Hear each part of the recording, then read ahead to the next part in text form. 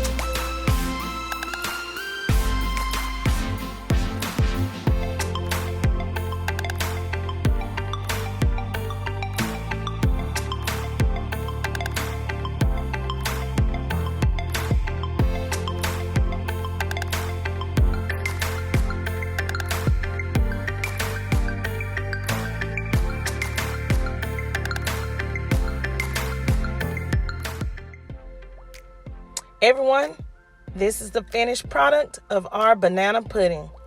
I hope you guys enjoyed this video on how I made this delicious, beautiful, tasty banana pudding that is simple and easy and everyone can make it. Please try the meringue recipe. Please don't forget to like, comment, share, and subscribe, and stay tuned to my channel for another great video.